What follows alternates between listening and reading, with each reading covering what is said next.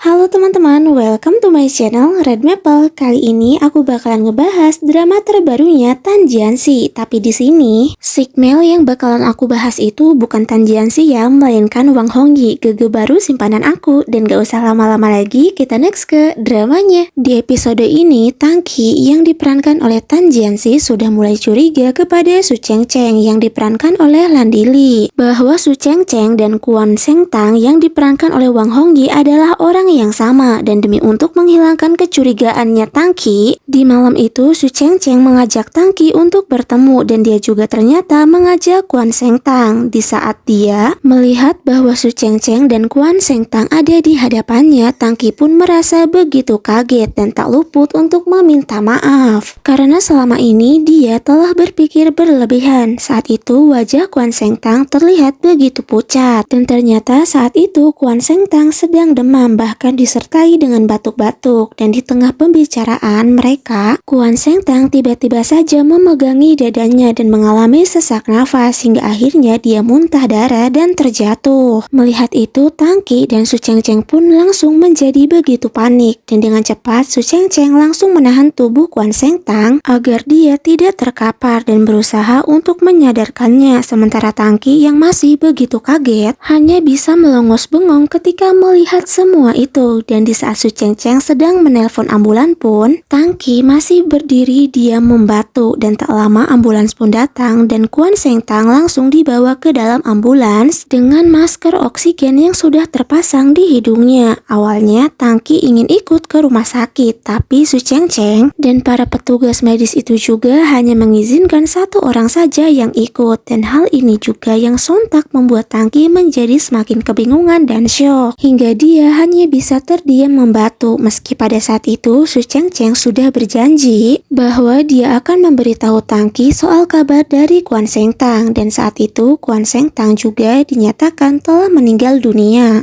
Padahal di sini aku udah berharap banyak loh, tapi ya sudahlah, namanya juga rencana buatan Su Chengcheng biar Tangki nggak curiga lagi sama dia. Dan mohon maaf ya teman-teman kalau suaraku itu kadang serak, kadang kayak hilang-hilangan, soalnya ini tenggorokan tuh udah nggak bisa diajak damai lagi gitu.